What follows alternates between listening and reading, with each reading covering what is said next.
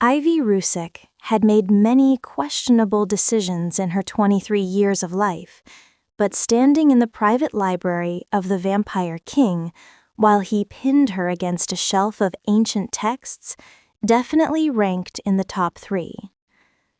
Lorenzo Rinaldi moved like smoke. One moment he was across the room, the next his body was a wall of cold, unyielding muscle blocking her escape. The scent of bergamot and old parchment overwhelmed her senses, mixing with something darker, something that made her pulse hammer against her throat.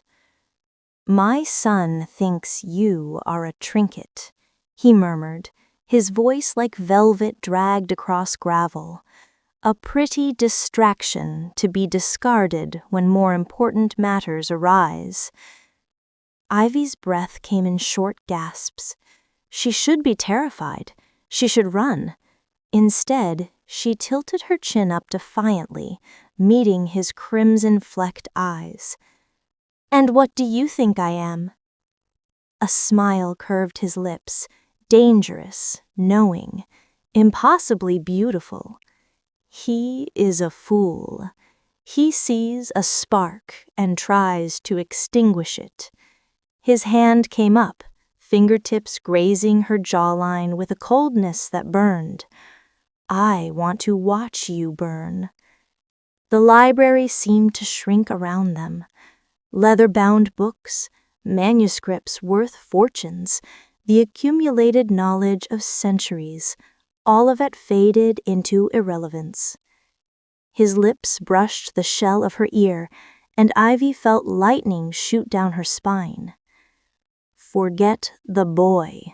If you desire true power, if you wish to make him truly, madly, eternally jealous," he paused, letting the anticipation hang in the air like a promise, "then you will not call me sir." Ivy's heart threatened to burst from her chest. "Call me Daddy." The world tilted on its axis, and then... Hey, it's Katie. Quick pause before part 2. If you're enjoying this, please like and subscribe so I can keep creating these stories for you. And drop a comment with what you'd like me to write next. Now, let's continue. 48 hours earlier. Chapter 2. The Breakup. The Crimson Gala was everything Ivy had imagined a Vampire Society event would be. Opulent, excessive, and dripping with old money and older blood. Crystal chandeliers cast prismatic light across marble floors. Women in designer gowns glided between pillars like specters, their skin pale and flawless. Men in tailored suits spoke in hushed tones about investments that spanned decades, centuries even. And Ivy, in her thrift store cocktail dress, felt like an imposter at a funeral for people who never died. "You're fidgeting," Luca Rinaldi said without looking at her. His attention was fixed on a group of vampires across the ballroom, important ones, judging by the deference everyone showed them. "I'm nervous," Ivy admitted, smoothing the fabric of her dress for the 100th time. "Everyone's staring." "They're curious. Humans are rarely brought to these events." His tone was clipped, distracted. 6 months of dating, and Ivy had learned to read the subtle shifts in Luca's demeanor. The tightness around his mouth, the way his shoulders drew back when he was preparing for something unpleasant. Her stomach dropped. "Luca, what's wrong?" Finally, he looked at her. His eyes, usually a warm brown, held a coldness she'd never seen before. "We need to talk, privately." He guided her through the crowd with a hand on her lower back, the touch now feeling impersonal, perfunctory. The night air was crisp, and Ivy wrapped her arms around herself. "I've been thinking," Luca began, his gaze fixed on the distant tree line. "About us. About the future." "Okay?" Ivy's voice came out smaller than she intended. "You've been a pleasant distraction, Ivy. Truly, you made the past few months lighter." He said it like a compliment, but each word felt like a small cut. "But I need to be realistic about my position, my responsibilities." What are you saying? He finally turned to face her, and his expression was gentle but firm, the look someone might give a child who doesn't understand why they can't keep a puppy. I need a consort of pure blood, someone who understands our world, our politics, someone who can stand beside me as an equal. He reached out, tucking a strand of hair behind her ear. You're too human, too fragile, too mundane for what I need. The words landed like physical blows. Mundane, fragile, too human. You're breaking up with me at a vampire gala? Ivy's voice cracked, despite her efforts to stay composed. Better to be honest now than lead you on. Luca's tone was matter of fact, as if discussing a business transaction. You're a good person, Ivy. You'll find someone suitable for your kind. Your kind. As if she were a different species, which technically she was. Ivy's vision blurred with tears she refused to let fall. Not here. Not in front of these immortal creatures who were probably listening to every word with their supernatural hearing. I should have known better, she whispered. Don't make this harder than it needs to be. Luca checked his watch, an antique piece that probably cost more than her car. I have people to speak with tonight. Important connections. I can have my driver take you home. The humiliation was complete. He was dismissing her like an assistant whose services were no longer required. Ivy drew herself up, channeling every ounce of dignity she had left. I'll call my own ride, thanks. She turned and walked back into the ballroom, head high, spine straight.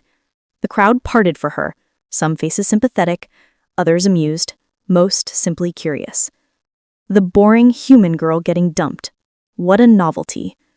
Ivy didn't run until she reached the parking lot, and then she ran all the way to her car, collapsed behind the wheel, and finally let herself cry. Chapter 3. The Revenge Plot. He said, "What?" Sienna shrieked, nearly spilling her wine on Ivy's apartment couch. It was the next morning, and Ivy's eyes were puffy from crying all night. She'd called in sick to her job at the bookstore and summoned her best friend for an emergency debriefing. He said I was too mundane, too fragile, not equal standing. Ivy took a large gulp of her own wine, despite it being barely noon. In front of everyone at that stupid gala. That pretentious, sparkly jerk. 6 months! You dated him for 6 months. You met his weird vampire friends. You learned about their creepy blood wine. It's not creepy, I stopped myself. Why am I defending them? Exactly, Sienna pointed dramatically. This is a blessing. You're free from that cold, judgmental, ancient freak show of a boyfriend. I knew Sienna was right. Objectively, I knew, but the humiliation still burned in my chest like acid. I just feel so stupid, I admitted. I actually thought, I don't know what I thought, that maybe we had something real. Sienna sat back down, her expression softening. Hey, you're allowed to be hurt. He's a jerk for how he handled it. She paused, a wicked gleam entering her eye. But you know what they say about revenge being best served cold. I'm not interested in revenge. I just want to forget this whole thing ever happened. Oh, no. Sienna pulled out her phone, fingers flying across the screen. You don't get to roll over and let him win. That's not the Ivy I know. What are you doing? I'm looking up the Rinaldi estate. They have to have staff, right? Rich vampire families always need people running their affairs. Sienna's grin was positively devilish. What if you applied for a job there? Ivy's eyes widened. Are you insane? Think about it. You'd be at his family home, making his life complicated just by existing. Every time he visits dear old dad, boom, there you are. living your best life, being absolutely unbothered. Sienna, I'm not going to. Look! Sienna turned her phone around, showing a listing on some exclusive employment website Ivy had never heard of. The Rinaldi estate is seeking a nocturnal archivist. Must be detail-oriented, discreet, and comfortable working night hours. Experience with historical documents preferred. I work at a bookstore. I'm not qualified to be anyone's archivist. You have a history degree you never use. You're absolutely qualified. She was practically bouncing now. Come on, Ivy, what do you have to lose? My dignity? My safety? My life? You already lost your dignity when he dumped you at vampire prom. Sienna grabbed Ivy's hands. Look, I'm not saying actually take the job if they offer it, but wouldn't it feel amazing to walk into that manor, look him in the eye, and show him you're not some fragile little human who falls apart when rejected? Despite herself, Ivy felt a spark of interest. The Rinaldi estate, Luca's family home, his father's home. I've never even met his father, Ivy said slowly. Luca always made excuses about why I couldn't visit the estate. Because he knew he was going to dump you. He didn't want you getting comfortable. Sienna squeezed her hands. Do it. Send in a resume. Worst case, they say no. Best case, you get the most epic revenge story to tell our grandkids. Ivy thought about Luca's face, that patronizing gentleness as he dismissed me, the way he checked his watch as if I was wasting his precious time. Too mundane, too fragile. Give me your phone, Ivy said. Sienna's squeal could probably be heard in the next county. The Rinaldi estate looked like something out of a Gothic fairy tale. All towering spires, ivy-covered stone, and windows that seemed to watch you like eyes. Ivy's fingers gripped the steering wheel of her car as she sat in the circular driveway, second-guessing every decision that had led to this moment. The application process had been surprisingly quick. She'd submitted her resume on a whim, not really expecting a response. 24 hours later, she'd received an email requesting her presence for an interview at 8 p.m. Night hours, of course. You can do this, she muttered to herself. It's just an interview. You probably won't even see Luca. She definitely didn't want to think about the fact that she'd spent 3 hours choosing her outfit. A professional black dress that managed to be both appropriate and subtly attractive. She told herself it was about confidence, not about proving anything to anyone. Lies, but comfortable ones. The front door opened before she even reached it. A woman in her 60s stood in the doorway, her silver hair pulled into an immaculate bun. She wore a simple black dress and pearls, and her expression was politely neutral. Miss Rusick, I'm Margaret, the estate manager. Please, come in. The interior was exactly as excessive as Ivy had imagined. Marble floors stretched beneath her feet, oil paintings and gilded frames lined the walls, some of them clearly centuries old. A grand staircase curved upward, leading to shadowy corridors above. The master will see you in the East Library, Margaret said, leading her through a maze of hallways. The master? Ivy's stomach clenched. I thought I was interviewing with, a human resources person? Margaret's lips twitched in what might have been amusement. Master Rinaldi prefers to conduct certain interviews personally. He takes great interest in who enters his household. Master Rinaldi, Luca's father, the vampire king himself? Ivy's heart hammered against her ribs. This was a terrible idea. She should leave right now, make an excuse, run back to her safe, boring human life.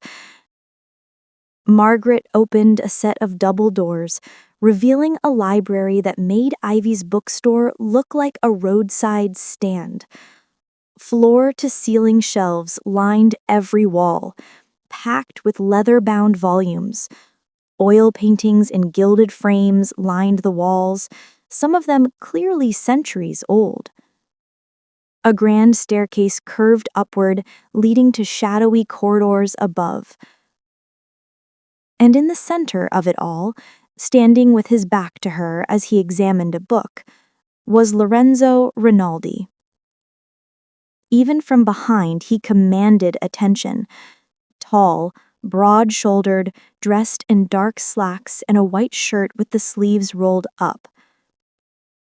His hair was black, with subtle streaks of silver at the temples, longer than was currently fashionable. "Miss Rusek," he said without turning around. His voice was deeper than Luca's, richer. "How interesting that you've come to seek employment in my household." There was something in his tone, amusement, knowing. He turned and Ivy's breath caught. Luca was handsome in a classical, refined way. His father was devastating. Sharp cheekbones, a strong jaw, eyes that seemed to shift between brown and red in the firelight. His face held the kind of beauty that came from centuries of predatory evolution. And he was smiling at her like he knew every secret she'd ever kept. Yes, the archivist position. Ivy forced herself to maintain eye contact. "I have a degree in history, and I've worked with rare books, and—" "You're my son's former lover," Lorenzo interrupted smoothly. "The human girl he brought to the Crimson Gala 2 nights ago, the one he so publicly discarded." Ivy's face burned. "I didn't think my personal life would be relevant to—" "Everything is relevant when you seek entry to my home."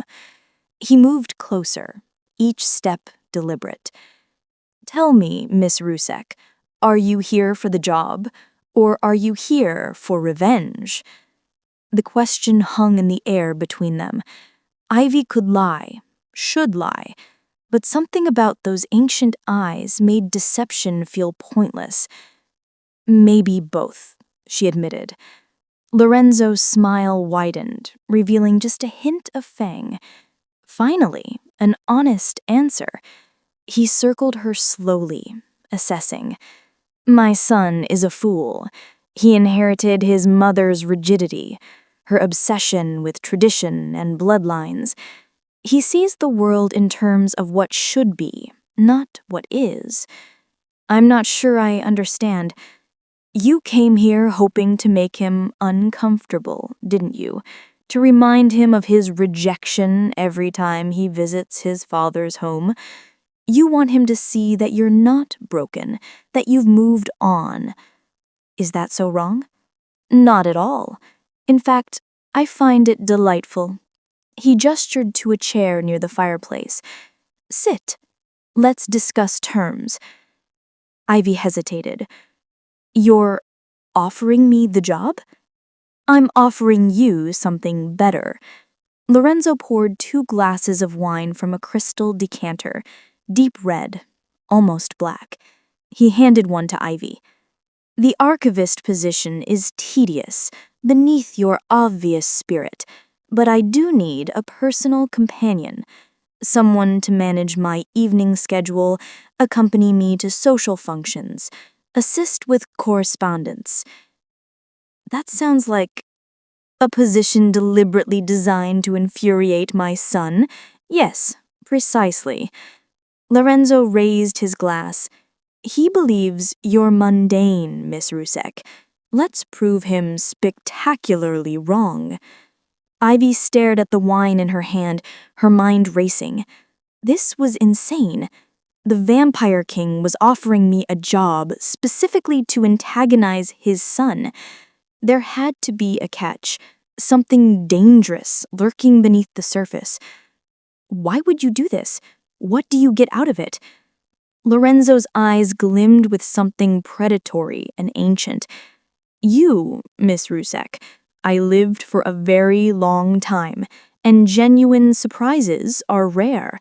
You, he leaned forward slightly, you interest me. The way he said it made heat pool low in Ivy's stomach, a reaction she absolutely should not be having to her ex-boyfriend's father. I need to think about it, she managed. Of course, take your time. Lorenzo handed her a business card with a single phone number embossed in silver. Call me when you've decided, day or night. He walked her to the door personally, a courtesy that seemed to surprise even Margaret. Miss Rusek, Lorenzo said, as Ivy stepped onto the front portico, a word of advice. Whatever you decide, don't let anyone convince you that you're ordinary. Humans who survive encounters with our kind rarely are. The door closed, and Ivy was left standing in the driveway, business card clutched in her hand, mind reeling. She'd come seeking petty revenge on an ex-boyfriend. She might have just attracted the attention of something far more dangerous. Chapter 5. The Decision. Ivy lasted exactly 16 hours before calling the number on the card. She'd tried to be rational. She'd made a pros and cons list. She'd called Sienna, who'd screamed, "Do it!" so loudly that Ivy had to hold the phone away from her ear. But ultimately, it came down to one thing: the look on Luca's face when he'd called her mundane. If the Vampire King himself found her interesting, then clearly Luca was the one with flawed judgment. Rinaldi Estate, Margaret's crisp voice answered. This is Ivy Rusek. I'm calling about the position Master Rinaldi offered. One moment, please. There was a brief pause, and then Lorenzo's rich voice came through the line. Miss Rusek, I admit I wasn't certain you'd call. I have conditions, Ivy said, trying to sound more confident than she felt. I would be disappointed if you didn't. First, I need to know this is a real job, not just some elaborate game to mess with your son. The work is quite real. You'll find I'm a demanding employer. That the position also serves to educate my son is merely a beneficial side effect. Second, I need assurance of my safety. No vampire stuff. Vampire stuff? Lorenzo sounded genuinely entertained. You know what I mean. No biting, no compelling, no weird blood rituals. You have my word that no harm will come to you within my household. You'll be under my personal protection, which, I assure you, is considerable. Ivy took a deep breath. Then I accept. Excellent. Can you begin tonight? I have a function tomorrow evening that requires a companion. Tonight? I need to quit my job. Pack? I'll have Margaret arrange for your things to be collected and moved to the estate. As for your current employment, consider your rent covered for the next 6 months whether you stay or not. Think of it as a signing bonus. The casual display of wealth should have been off-putting. Instead, Ivy found herself thinking about her cramped studio apartment, the bills piling up, the job that barely paid enough to cover groceries. What should I bring? Yourself. Margaret will provide everything else. I'll send a car in 2 hours. The line clicked off before Ivy could respond. She stared at her phone, processing what she'd just agreed to. I'm completely insane. But when the town car arrived exactly 2 hours later, she got in without hesitation. Chapter 6. Moving in. The room they'd prepared for Ivy was larger than her entire apartment. A 4-poster bed dominated the space, draped in silk the color of deep wine. French doors opened onto a private balcony overlooking gardens that seemed to stretch into infinity. The attached bathroom had a clawfoot tub and a shower with more jets than Ivy could count. "Your wardrobe is in the dressing room," Margaret said, opening a door Ivy hadn't noticed. Master Rinaldi took the liberty of having several outfits prepared. "If anything doesn't fit or isn't to your taste, let me know and I'll arrange alterations." Inside the dressing room, garments hung in neat rows. Dresses, blouses, slacks, all in Ivy's size. Shoes lined the bottom shelf. Jewelry sparkled from velvet-lined drawers. "This is too much," Ivy breathed. "The master is very particular about presentation. You'll be attending events with him, meeting important people. He wants you to feel confident. Or he wants me to look the part, the pretty human accessory." But when she tried on one of the dresses, midnight blue silk that draped beautifully, she had to admit it felt good. She looked sophisticated, expensive, nothing like the girl who'd been dumped at a vampire gala. "The master requests your presence in his study at 9 o'clock, Margaret said, checking her watch. "That gives you 30 minutes to settle in."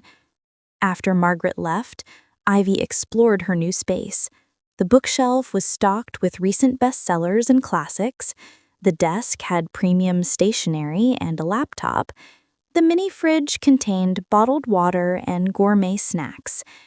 It was like staying in a 5-star hotel, except this was apparently her life now. At precisely 9 o'clock, Ivy made her way downstairs, following Margaret's directions to the study. Lorenzo was seated behind a massive oak desk, papers spread before him. He looked up when she entered, and something flickered in his expression. Approval, she thought. "The dress suits you," he said simply. "Thank you. Everything is generous. Sit, please." He gestured to a chair across from his desk. "Let's discuss expectations. Your primary duties will include managing my social calendar, screening correspondence, and accompanying me to various functions. Some will be human events, charity galas, business dinners. Others will be vampire affairs." Like the Crimson Gala? Exactly. You'll be introduced as my personal assistant, though the vampire community will understand you're under my protection. No one will dare harm you or treat you with disrespect. Because you're the vampire king? Lorenzo smiled. The title is largely ceremonial these days, but yes, it carries weight. My family has held power for over 800 years. That kind of legacy demands respect, or at least fear. 800 years? The number made Ivy's head spin. "How old are you?" The question slipped out before she could stop it. "Curious already?" He seemed pleased rather than offended. "I was born in 1187. Do the math yourself." Ivy couldn't even process it. "You've lived through everything. The Renaissance, the Industrial Revolution, both world wars, and countless smaller horrors humanity has forgotten." His expression grew distant, but also beauty. "I have seen the construction of cathedrals, heard Mozart perform, witnessed the first photographs. Time is strange when you have so much of it. Don't you get bored? Constantly. Which is why you're here." Lorenzo leaned back in his chair, studying her. "My son believes immortality is about maintaining tradition, preserving the old ways. He's terrified of change, of chaos, of anything unpredictable. He finds comfort in routine. And you don't? I'm ancient, Miss Rusek, not dead. The moment existence becomes entirely predictable is the moment it becomes unbearable." His eyes locked onto hers. You are unpredictable. You walked into my home with a flimsy cover story, seeking petty revenge on a boy who didn't deserve you. And when I offered you a devil's bargain, you took it. Maybe I'm just desperate for a job. You're desperate for something, Lorenzo agreed, but I don't think it's employment. The intensity of his gaze made Ivy shift in her seat. What am I desperate for then? Power. Recognition. The opportunity to prove that everyone who underestimated you was wrong. He stood, moving around the desk with that unnatural grace. Tell me I'm wrong. Ivy couldn't, because he wasn't. Your first event is tomorrow night, a fundraiser for the Arts Council. Very human, very boring, but appearances must be maintained. Wear the green dress. It brings out your eyes. We'll leave at 7. Should I take notes or just follow my lead? You're cleverer than you pretend to be. He opened the study door, a clear dismissal. Oh, and Miss Rusek? My son visits every Friday evening for dinner. Tomorrow is Thursday. I suggest you prepare yourself. Ivy's stomach flipped. He doesn't know I'm here?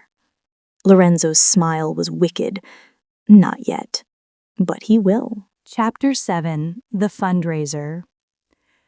The Arts Council fundraiser was everything Ivy expected. Wealthy humans in designer clothes pretending to care about culture while networking aggressively. What she didn't expect was how naturally Lorenzo moved through it all. He was charming without being obsequious, interested without being intrusive.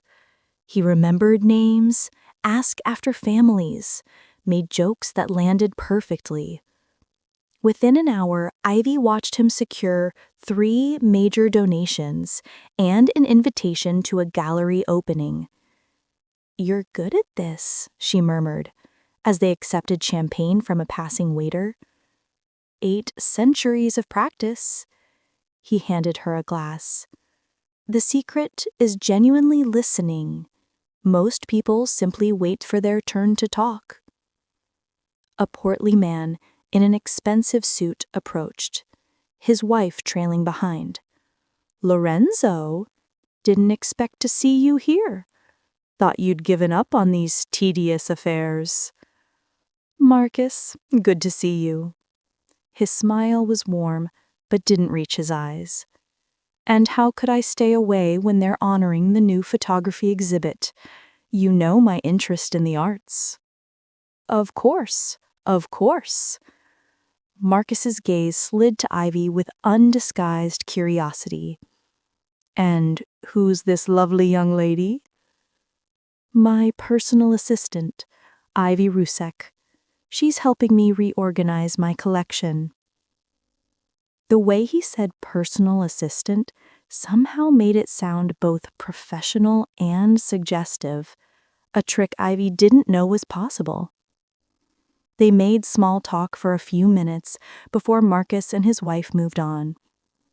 "He's going to gossip about this," Ivy said quietly. "Of course he is. That's half the point." Lorenzo placed a hand on her lower back, guiding her toward the gallery display. "By tomorrow morning, the right people will know I've taken on a new companion. By tomorrow evening, my son will have heard." "You're really enjoying this, aren't you?" "Immensely." His hand was warm through the silk of her dress. Wait, no, it was cold. Always cold. But somehow it didn't feel unpresent. "Does it bother you, being used as a pawn in family drama?" Ivy considered. A week ago, I would have said yes. But honestly, after being called mundane and dumped at a party, this feels like justice. Justice. Lorenzo tasted the word. An interesting choice. Not revenge. Revenge is too petty. This is rebalancing the scales. His expression shifted, something approving and dark. I knew you had steel in you.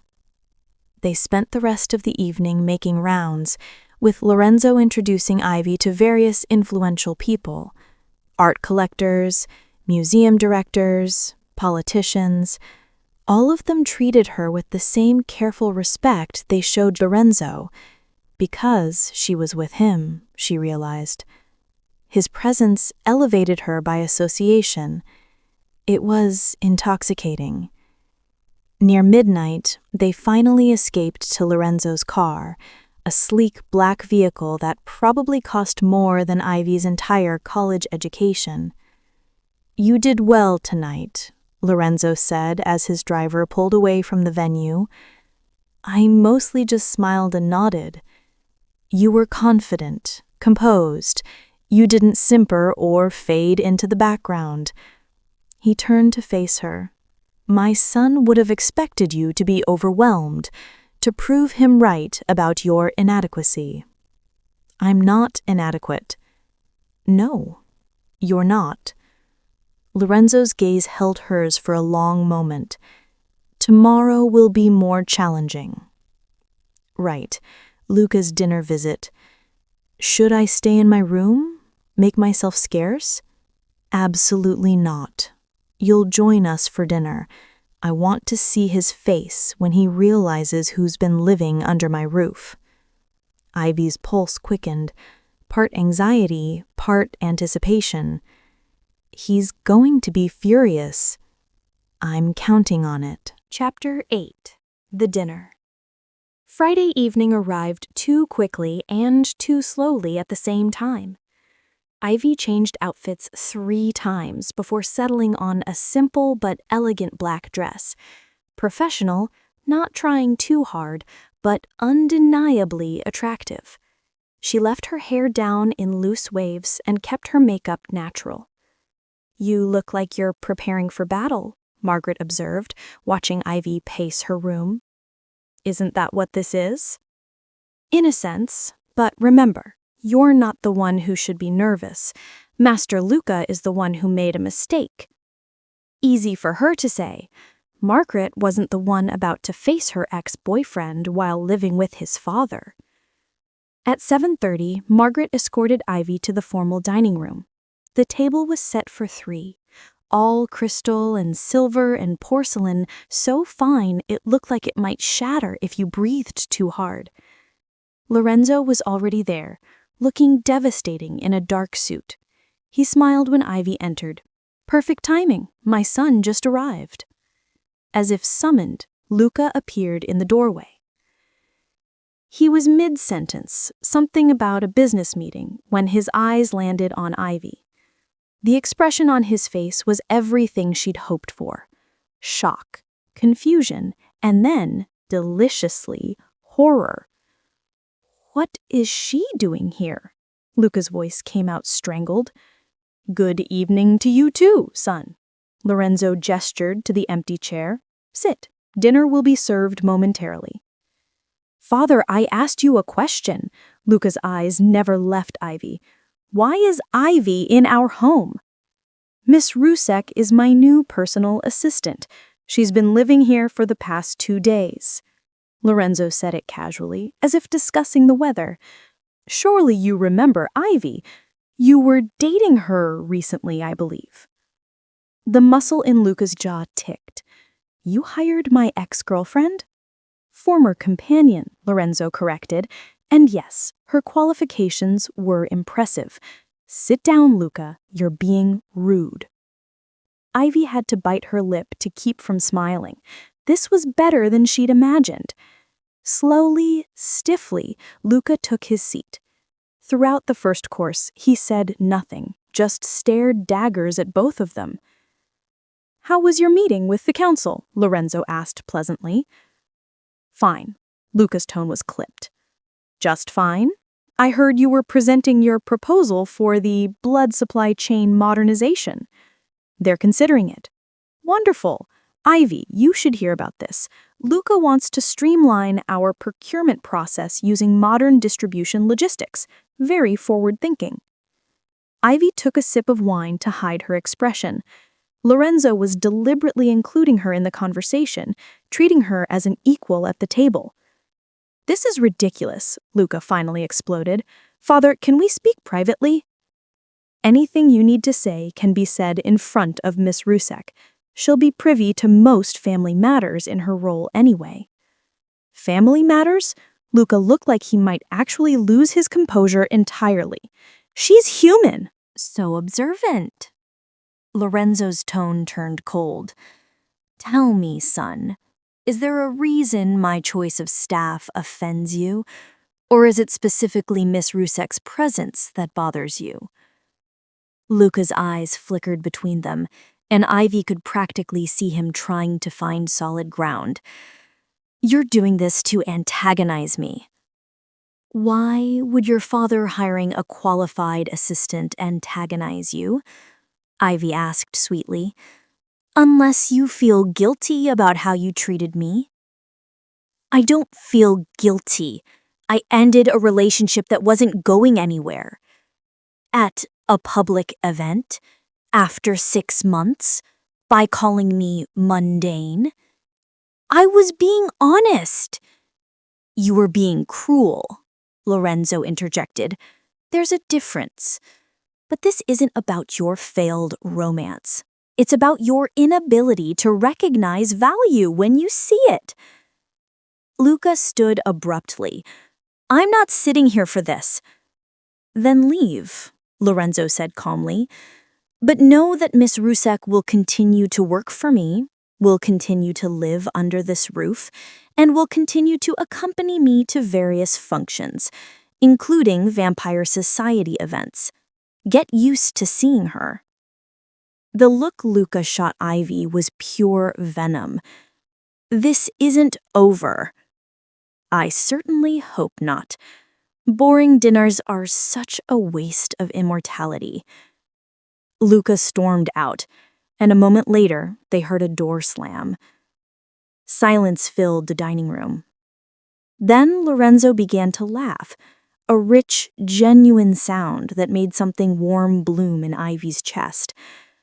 "That was even better than I hoped.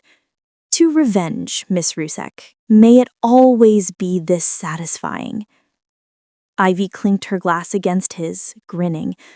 "To revenge." But as she took a sip, she caught Lorenzo's expression, something heated and intent that had nothing to do with antagonizing his son. Something that made her very aware of how alone they suddenly were. "I should clear the table," she said, standing. "Margaret will handle it." "Stand as well, moving closer. Walk with me. There's something I want to show you." Every instinct told Ivy to decline, to retreat to her room, to maintain professional distance. Instead, she heard herself say, "All right." Lorenzo led her through the maze of corridors, past rooms Ivy hadn't yet explored. The house was silent except for their footsteps. Margaret had apparently made herself scarce, and the other staff were like ghosts. "Where are we going?" Ivy asked. "My private library. The one where we first met was for show. This one is personal." They reached a door at the end of the east wing. Lorenzo produced an old-fashioned key and unlocked it. The room beyond took Ivy's breath away. Books lined every surface, some in cases, others stacked haphazardly. Maps and documents covered a central table. But what dominated the space was the sheer history. Artifacts from dozens of eras, journals in various languages, objects that looked like they belonged in museums. "This is incredible," Ivy breathed, moving toward a display case containing what looked like medieval manuscripts. 8 centuries accumulates a lot of clutter. He watched her examine the room, something soft in his expression. "You're the first person I've brought here in decades." "Why show me?" Because you appreciate it. Genuinely. He picked up a leather journal, handling it with practiced care. My son sees our history as a burden, a weight of expectations he must uphold. He's never understood that the past can be a gift. Ivy turned to face him. He's intimidated by you. Yes. That's why he ended things with me. He knew bringing someone home would mean your approval mattered, and he couldn't handle the possibility of you liking me more than you liked his choice. Lorenzo's smile was approving. You're perceptive. Most people don't see past the surface. I work in a bookstore. Worked. I'm good at reading people. And what do you read in me, Ivy? He moved closer, and suddenly the room felt smaller. She should step back, maintain distance. Remember this was her ex's father. Remember the massive power imbalance. Remember every rational reason this was a terrible idea. I think you're bored, she said instead. I think you've lived so long that most things have lost their novelty. And I think you brought me here because I'm different from what you usually encounter. Different, Lorenzo murmured. What would you call it? Fascinating, unpredictable, refreshingly alive. He was close enough now that Ivy could smell bergamot and old parchment. Your son thinks you're a trinket, a pretty distraction to be discarded when more important matters arise. Ivy's breath caught. This conversation felt dangerous, like standing at the edge of a cliff. And what do you think I am? Lorenzo reached out, his cold fingers grazing her jawline with a touch that burned despite the temperature. He is a fool. He sees a spark and tries to extinguish it. His voice dropped to barely above a whisper. I want to watch you burn. The room seemed to shrink around them. Every nerve in Ivy's body was aware of his proximity, the predatory grace coiled beneath his civilized exterior. She should pull away. She should leave. She should... Lorenzo's lips brushed the shell of her ear, and Ivy felt lightning shoot down her spine. Forget the boy. If you desire true power, if you wish to make him truly, madly, eternally jealous? He paused, letting the anticipation hang in the air like a promise. Then you will not call me sir. Ivy's heart hammered so hard she was certain he could hear it. Call me daddy. The world tilted. Everything Ivy thought she knew about the situation rearranged itself into a new, terrifying pattern. This wasn't about revenge on Luca.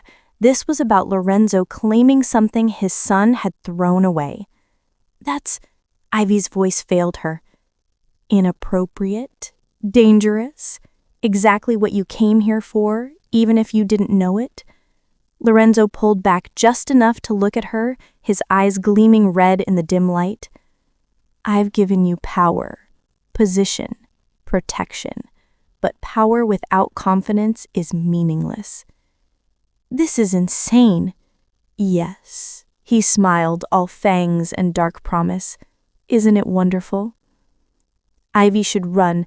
Every survival instinct screamed at her to get out, to return to her safe, boring human life where vampire kings didn't whisper dangerous propositions in private libraries. But she'd never felt more alive than in this moment. I need to think, she managed. Of course. Lorenzo stepped back, the perfect gentleman again. Take all the time you need, but know this. Whatever you decide, I'll never see you as mundane. That alone should tell you everything. He escorted her back to her room, wished her good night with perfect courtesy, and disappeared into the shadows of the house. Ivy closed her door, leaned against it, and tried to remember how to breathe. What had she gotten herself into? Chapter 10. The morning after. Ivy didn't sleep. She spent the entire night replaying that moment in the library. Lorenzo's voice in her ear, the way her body had responded to his proximity. Call me daddy. It was manipulation, obviously, a power play. He was ancient and calculating, and probably found her reaction entertaining. Except the way he'd looked at her, like she was the most interesting thing he'd seen in centuries. When dawn broke, Ivy forced herself out of bed and went looking for coffee. Margaret found her in the kitchen, staring blankly at an espresso machine that looked like it required an engineering degree to operate. "Allow me," Margaret said, taking over with practiced efficiency. "You look like you didn't sleep." "Rough night." "Master Rinaldi has that effect." There was no judgment in Margaret's voice, just matter-of-fact observation. "He's in his office if you need to speak with him, though he doesn't usually wake until afternoon." Right. Vampire. Nocturnal creature. I kept forgetting the basics. "I think I'll just process things for a bit." Margaret handed her a perfect cappuccino. "A word of advice, Miss Ruzek? Master Rinaldi plays games, but he's never cruel without purpose. Whatever happened last night, he meant it." Before Ivy could respond, Margaret's phone buzzed. She glanced at it, and her expression shifted. "Master Luca is here. He's demanding to see his father." "It's barely 8 in the morning."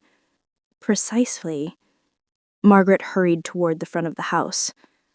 Ivy followed, curiosity overriding common sense. Lucas stood in the foyer, still in last night's clothes, looking like he'd spent the hours between dinner and dawn working himself into a rage. "Where is he?" Luca demanded when he saw Margaret. "Master Rinaldi is not to be disturbed before—" "I don't care," Luca's voice echoed through the grand entryway.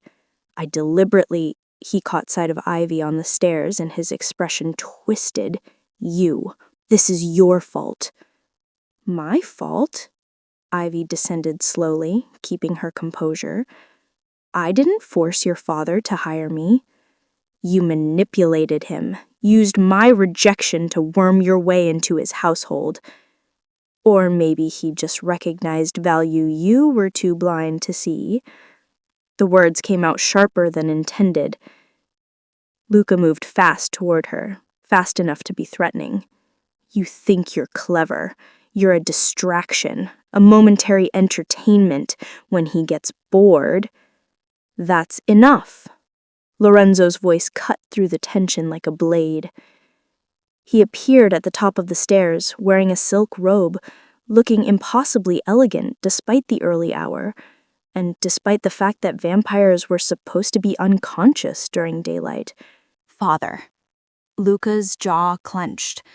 "I need to speak with you. Alone." "No." Lorenzo descended the stairs with predatory grace. "Whatever you have to say can be said in front of Ivy. This is family business. And Ivy is part of this household now. That makes her family." Lorenzo's tone brooked no argument. "What is so urgent that you felt the need to disturb me during daylight hours? You know how much effort it takes to remain conscious." "You're doing this to humiliate me." "I'm doing this because you need to learn a valuable lesson." Lorenzo positioned himself slightly in front of Ivy, a protective gesture that didn't go unnoticed. "You threw away something precious because it didn't fit your narrow definition of acceptable. Now you're angry that someone else sees its worth." "She's human. She's temporary. Everything about her is temporary." The words stung more than Ivy expected. Because Luca was right. In a world of immortals, she had the lifespan of a mayfly. "So you judge all value by longevity?" Lorenzo's voice turned cold. "How typically short-sighted. Tell me, son, by that logic, is anything mortal worth appreciating? Art? Music? The bloom of a flower? All temporary, all fleeting. That's not the same. It's exactly the same. You're so terrified of change, of anything that doesn't conform to your precious traditions, that you've forgotten how to actually live. I've watched empires rise and fall. I've seen centuries passed. And do you know what the greatest tragedy is? Not the temporary nature of beauty, but the refusal to appreciate it while it exists. Luca looked genuinely shaken. You can't possibly. You wouldn't. Wouldn't what? Care for a human? Lorenzo's smile was dangerous. I've had human companions before. Some became vampires, some chose to live out their mortal spans. All of them were more interesting than most immortals I've met. This is ridiculous. Luca turned his anger back on Ivy. You're using him to get back at me. Maybe at first, but maybe I'm staying because he treats me like I matter. Novel concept, I know. You matter? Luca left bitterly. You're a pet, a novelty, and when the novelty wears off, leave. Lorenzo's command was absolute. Get out of my house, and don't return until you've learned some humility. Father! Now, Luca.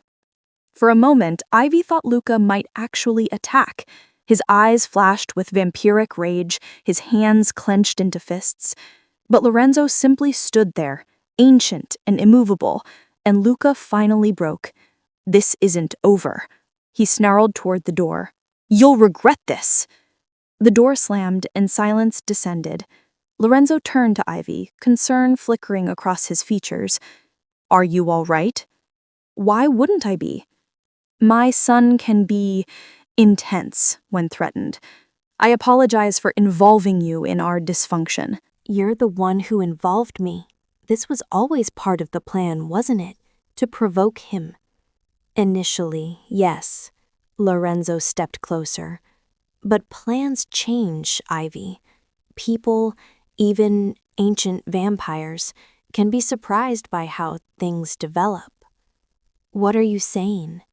I'm saying that what started as a game has become something more complicated. His hand came up, cupping her cheek with that cold fire touch. You were supposed to be a means to teach my son a lesson. You've become something else entirely. Ivy's heart hammered. What am I then? A possibility. A question I didn't know I wanted answered. His thumb brushed her lower lip. Tell me to stop, and I will. Tell me this is too much, too fast, too insane, and I'll return to being merely your employer. Every rational thought in Ivy's head screamed to take the out he was offering. This was her ex's father. This was a vampire. This was so many kinds of wrong. But she'd never felt more seen, more valued, more alive. Don't stop, she whispered. Lorenzo's eyes flared red, and then his lips were on hers. The kiss was nothing like kissing Luca had been. This was consuming, overwhelming, a demonstration of centuries of experience poured into one moment, cold and hot simultaneously, gentle and demanding, controlled chaos. When he finally pulled back, Ivy was breathless. Well, Lorenzo murmured, that complicates things. Chapter 11. The Social Circuit. Over the next 2 weeks, Ivy learned what it meant to be Lorenzo Rinaldi's companion. They attended gallery openings where she learned to spot authentic Renaissance paintings from clever reproductions. They went to charity auctions where Lorenzo bid ridiculous amounts on art pieces he found amusing. They dined with politicians, socialites, and various members of vampire society, each event a lesson in navigating power dynamics. And between it all, Lorenzo courted her. Not obviously, not crudely, but in ways that made her feel cherished. He'd leave rare books on her nightstand, first editions of her favorite novels. He'd arrange for the kitchen to stock her preferred coffee beans. He'd cancel important meetings if she mentioned wanting to explore the estate gardens. "You're spoiling me," Ivy said one evening as they walked through those same gardens, moonlight casting everything in silver. "Is that a complaint?" "It's an observation. You're not what I expected." Lorenzo glanced at her. "What did you expect? Dramatic capes and hypnotic powers?" "Maybe a little," Ivy smiled, "but you're more human than I thought a vampire would be."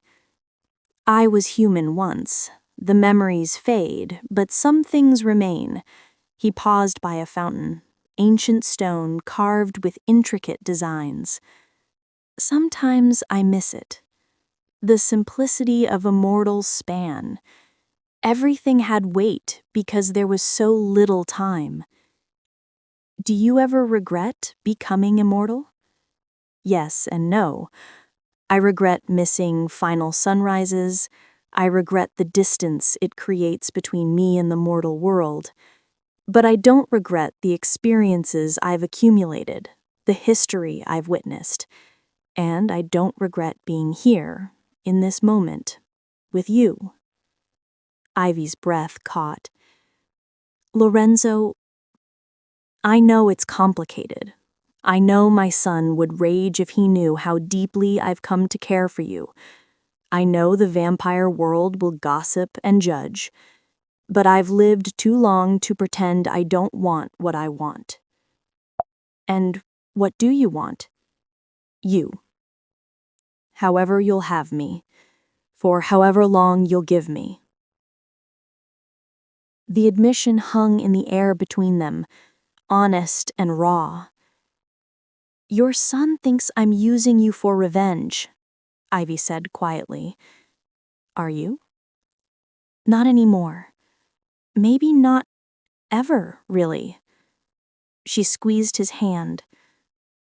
"I came here angry and petty, but you've made me feel powerful in a way I never have before, like I'm worth something beyond what others decide." "You are worth everything, Ivy Rusick. Anyone who fails to see that is a fool." They stood there in the moonlit garden, and Ivy realized she was falling for an 800-year-old vampire who was her ex-boyfriend's father, and somehow that felt like the sanest decision she'd ever made. Chapter 12. The Challenge. The peace couldn't last forever. Luca returned 3 weeks after his explosive exit, but this time he wasn't alone. "Father, I've brought the council," he announced, walking into Lorenzo's study with 5 other vampires trailing behind him. Ivy was there, helping Lorenzo review invitations for an upcoming ball. She froze at the intrusion. The vampires who entered were old. She could sense it in the way they moved, the weight of centuries in their expressions. These were power players in vampire society. "This is highly irregular," Lorenzo said calmly, though Ivy noticed his posture shift, preparing for conflict. "We have concerns," said a woman with silver hair and glacial eyes, "about your companion." "Ivy is my personal assistant. Her presence is not subject to council approval." "She's human, living in your home, accompanying you to vampire functions. There are protocols, Lorenzo."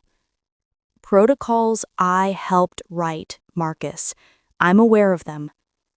Luca stepped forward, his expression triumphant.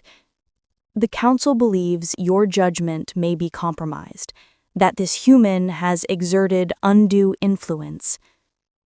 Ivy wanted to laugh at the absurdity, as if she had any power over the vampire king.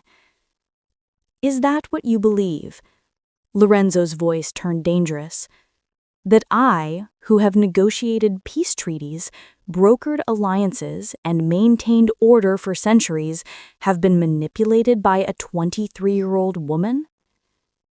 We believe you've become distracted. Your son came to us with concerns about your relationship with this woman. Given your position, we felt obligated to investigate. Lorenzo stood, and the temperature in the room seemed to drop. Let me be abundantly clear. Ivy is under my protection. She has broken no laws, threatened no vampires, and caused no disruptions to our society. If the council has a problem with my personal choices, you're welcome to challenge me formally. The weight of that statement settled over the room like a shroud. Challenging the vampire king wasn't done lightly. It meant combat, potential death, definite upheaval. No one is challenging you, Marcus said quickly. We simply want to ensure that I'm not being influenced, that I haven't lost my edge. Lorenzo's smile was cold. I appreciate your concern, but I've lived longer than all of you combined. I don't require supervision. The human should at least be tested. Prove she's not a threat. Tested how? Ivy found her voice, standing despite the instinct to stay invisible. Luca's smile was cruel. A demonstration of your worth. If you're to be part of Father's household, you should understand our world, our rules, our power. What are you suggesting? Lorenzo's voice held a warning. A simple trial. Let her attend the Blood Moon Ball next week. Let Vampire Society see her, judge her, determine if she's worthy of your protection. Luca's eyes glittered with malice. If she survives the social gauntlet with grace, then perhaps she does have value beyond the physical. It was a trap, obviously. The Blood Moon Ball was the most important vampire event of the year, full of ancient politics, dangerous creatures, and social minefields that could destroy a human reputation in seconds. Absolutely not, Lorenzo said. The ball is— I'll do it, Ivy interrupted. Everyone turned to stare at her. Ivy, you don't understand what you're agreeing to, Lorenzo said quietly. I understand that I'm tired of being treated like a decorative object. If Vampire Society wants to judge me, fine, let them. Ivy met Luca's gaze steadily. I'm not afraid of your world. The silver-haired woman looked impressed despite herself. Bold. I see why you find her interesting, Lorenzo. This is dangerous, Lorenzo warned. So is everything about this situation. Ivy turned to face him. You told me I was worth more than people's limited perceptions. Let me prove it. Lorenzo studied her for a long moment, then nodded slowly. Very well, but Ivy attends as my honored guest, not as someone on trial. Anyone who disrespects her answers to me directly. Agreed, the silver-haired woman said. We look forward to seeing you at the ball, Miss Rasek. The council filed out, Luca lingering just long enough to shoot Ivy a look of pure venom. When they were alone, Lorenzo pulled Ivy into his arms. You didn't have to do that. Yes, I did. I'm not going to hide behind your protection forever. If I'm going to be part of your world, I need to claim my place in it. You're extraordinary, you know that. I'm terrified, but I'm not backing down. Lorenzo kissed her forehead, her cheeks, finally her lips. Then we have a week to prepare you, and trust me, darling, by the time I'm done, the Blood Moon Ball won't know what hit it. Chapter 13. The Preparation. The week before the Blood Moon Ball was intensive. Margaret drilled Ivy on vampire etiquette, who to greet first, how to accept blood wine without drinking it, the proper response to challenges and compliments. Lorenzo taught her about vampire politics, explaining the various factions and alliances. "The Blackwood clan will try to provoke you," he explained one evening. "They're traditionalists who believe humans have no place in vampire society beyond food sources. Don't engage with their insults. Just smile and nod? Exactly. Your composure will infuriate them more than any retort." Ivy practiced walking in impossibly high heels. She learned to dance the formal waltzes that vampire society still favored. She memorized names and faces and centuries-old grudges. But the most important preparation was the dress. Lorenzo had commissioned something special from a designer who catered exclusively to vampire society. When Ivy tried it on, she barely recognized herself. The gown was deep crimson, the color of fresh blood, with a bodice that hugged her curves before flowing into a dramatic skirt. The back was mostly open, revealing pale skin that seemed to glow against the rich fabric. Delicate silver embroidery traced patterns across the silk, protective runes, Lorenzo explained, woven by a vampire witch. For safety. Some of the older vampires have abilities beyond typical compulsion. These runes will shield you. You really are worried. I'm terrified, but I also know you can handle this. Lorenzo circled her slowly, admiring. You look like a queen. I look like I'm trying too hard. You look like you belong at my side. He stopped in front of her, taking her hands.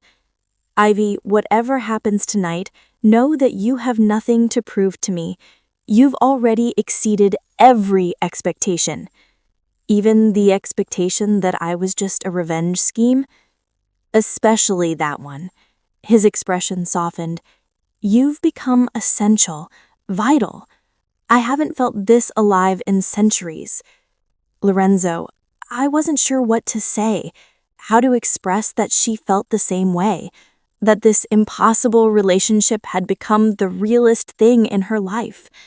He saved her from having to find words by kissing her.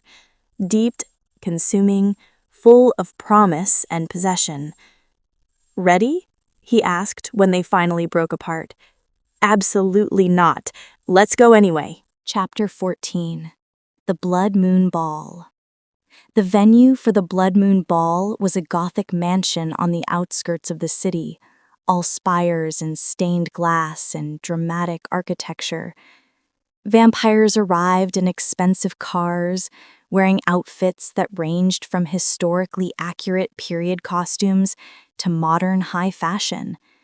The air hummed with power, centuries of accumulated magic and strength concentrated in one place.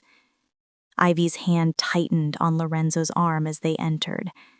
Every head turned. Conversations paused. The entire ballroom seemed to hold its breath. Ignore them, Lorenzo murmured. You're magnificent. They descended the grand staircase, Lorenzo's presence parting the crowd like a physical force. Ivy kept her head high, her expression serene, channeling every lesson Margaret had drilled into her. The silver-haired woman from the council, whose name Ivy had learned was Victoria, approached first. Lorenzo, Ms. Rusak, welcome. Victoria, thank you for hosting. Lorenzo's tone was cordial but cool. Your companion is causing quite the stir. Victoria's gaze swept over Ivy appraisingly. That dress is a statement. It's beautiful, Ivy said simply. Indeed, bold choice, wearing the color of blood to a vampire ball. I was told it would send a message. And what message is that? That I'm not free to be seen? Victoria's lips quirked into something almost like a smile. Interesting. Lorenzo, you've chosen well. Over the next hour, Ivy was introduced to what felt like hundreds of vampires. Some were polite but distant. Others were openly curious. A few were hostile, though they masked it behind courtesy. And then there was Luca. He approached while Lorenzo was speaking with an elderly vampire about some historical matter, leaving Ivy momentarily alone. "Enjoying your moment in the spotlight?" Luca asked, his voice low and dangerous. "I'm enjoying the ball, yes." "This won't last. You know that, right?" He leaned closer. "You're a novelty, a phase. He'll grow bored and move on to the next shiny distraction." "Is that what you tell yourself, that I'm just a phase? I'm trying to save you from inevitable heartbreak. Father collects interesting things, but he doesn't keep them. Maybe I'm not a thing to be kept. Maybe I'm a person making my own choices. Choices that will get you hurt or worse. Why do you care? You're the one who dumped me, remember? Called me mundane and fragile."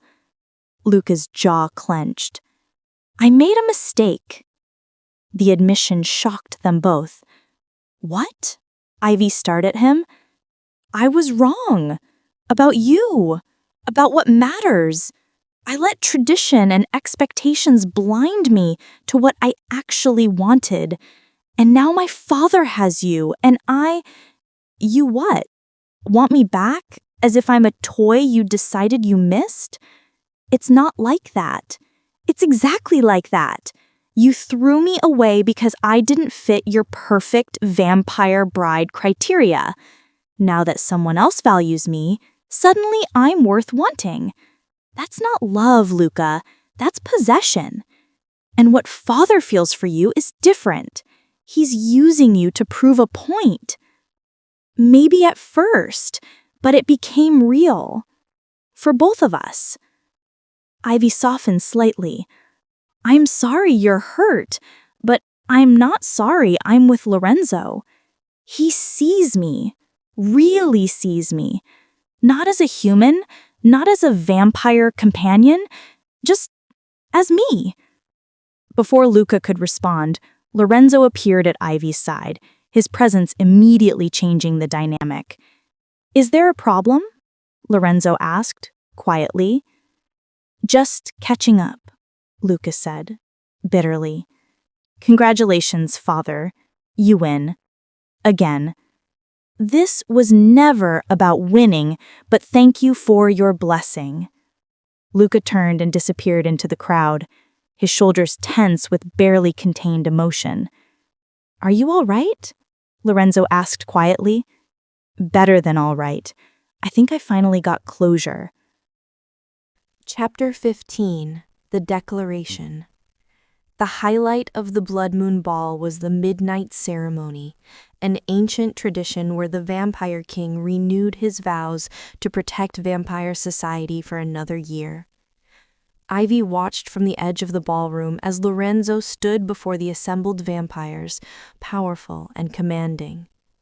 He spoke in a language she didn't recognize, something old, something that made the air itself seem to vibrate. When he finished, applause rang through the hall. Then Lorenzo did something unexpected. He gestured for Ivy to join him. Heart pounding, Ivy made her way through the crowd. Lorenzo took her hand, pulling her to stand beside him on the dais. "There is one more matter," Lorenzo announced, his voice carrying across the silent room. "For too long I've observed vampire society clinging to outdated traditions, fearing change, dismissing anything that doesn't conform to narrow definitions of acceptable." Murmurs rippled through the crowd. "Tonight I make a different declaration. This woman, Ivy Russick, has shown more courage, more grace, more genuine worth than many immortals I've known. She came into my household under unusual circumstances and has proven herself extraordinary in every way." Ivy's face burned. This was not the subtle political maneuvering she'd expected. I claim her as my companion, under my protection, with all the rights and privileges that entails, and I challenge anyone who questions her place at my side to face me directly." The ballroom erupted in shocked whispers. Victoria looked impressed. Several vampires appeared scandalized. Luca, standing near the back, looked devastated. "Furthermore," Lorenzo said, squeezing Ivy's hand, "I offer her what I have offered few in my long existence, the choice of immortality. Not tonight, not tomorrow, but when she's ready, if she's ready." Ivy's heart stopped. He was offering to turn her, to make her vampire, to give her eternity. "You don't have to answer now," Lorenzo murmured, low enough that only she could hear. "But I needed you to know. I needed them all to know. You're not temporary. You're not a phase. You're everything." Tears pricked Ivy's eyes. "Lorenzo, say nothing. Just dance with me." Music swelled and they moved into a waltz. The crowd parted, giving them space, watching the strange pairing that defied conventions. "You didn't have to do that," Ivy whispered as they turned across the floor. "I absolutely did. I'm tired of hiding what I feel. I've lived too long to waste time on pretense. Your son hates me now more than ever. My son will learn to live with his choices, as will I." Lorenzo pulled her closer. "I meant what I said, Ivy. The offer stands. Immortality, if you want it. But I'll cherish whatever time you give me, whether it's 50 years or 5 centuries. Ivy rested her head against his shoulder, letting the music and the moment wash over her. She'd come to the Rinaldi estate seeking petty revenge on an ex-boyfriend. She'd found something infinitely more valuable, someone who saw her not as temporary or mundane, but as essential. "I don't know if I want to be a vampire," she admitted. "Then we'll figure it out together, one night at a time." They danced until the music ended, until the ball began to wind down, until finally they could escape to Lorenzo's car. On the drive home, Ivy watched the city lights blur past, processing everything that had happened. "Do you regret it? The spectacle?" "No, it was terrifying and perfect, though I think we've permanently complicated your relationship with your son. Luca made his choice. I'm making mine." Back at the estate, Lorenzo walked Ivy to her room, though lately she'd been spending more nights in his. At her door, he paused. "Thank you," he said simply. "For what?" "For taking a chance on this insane situation, for being brave enough to walk into a vampire ball and claim your place, for giving me something I didn't know I was missing." "What's that?" "Purpose, beyond mere existence. You make eternity feel too short." Ivy pulled him down into a kiss, pouring everything she couldn't articulate into the contact. Gratitude and desire, and something that might be love, or might just be the beginning of it. When they finally broke apart, both breathless despite Lorenzo's lack of need for air, he smiled. "Stay with me tonight?" he asked. "Every night," Ivy promised. Epilogue, 6 months later. Ivy adjusted her position in the library chair, ancient manuscript spread before her.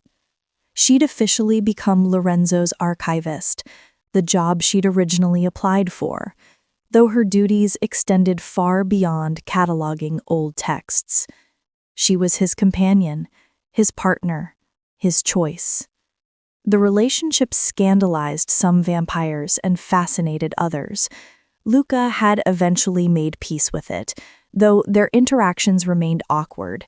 He'd started dating a vampire from the Blackwood clan, probably to prove something, and seemed marginally happier. "Find anything interesting?" Lorenzo appeared behind her, hands settling on her shoulders. This diary from 1743 has some truly scandalous gossip about vampire politics. Did you know Victoria and Marcus were once engaged? Before she caught him feeding from 3 humans at once? Yes, I was there. That particular scandal kept us entertained for decades. Ivy tilted her head back to look at him. Do you ever get tired of the drama? Constantly, which is why I prefer staying home with you, reading dusty books and avoiding society events. We have that council dinner next week. Regrettably, though, watching you navigate vampire politics has become my favorite entertainment. I'm still not sure about the immortality thing, Ivy said, broaching the subject they'd been dancing around for months. I know, and that's fine. Lorenzo took her hand. You have time, Ivy, all the time you need. But what if I decide I want to stay human, live a normal lifespan? Then I'll cherish every moment of those years and be grateful I got to spend them with you. His expression was serious. I meant what I said. You're not a temporary phase. However long we have, it's enough. Ivy stood, moving into his arms. I love you. You know that, right? I suspected. It's nice to hear confirmed. I love you too, my fierce, courageous, absolutely insane human who decided to seduce a vampire king. Technically, you seduced me. Details. They stood there in the library, surrounded by centuries of history, planning for an uncertain future. Outside, night was falling, Lorenzo's element, his world. But increasingly, it was becoming Ivy's world.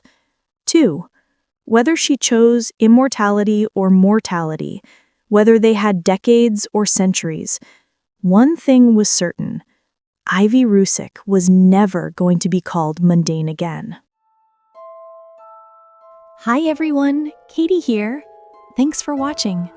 If you enjoyed the story, don't forget to like, subscribe, and share. Click the end card to watch the next episode in the series. See you next time.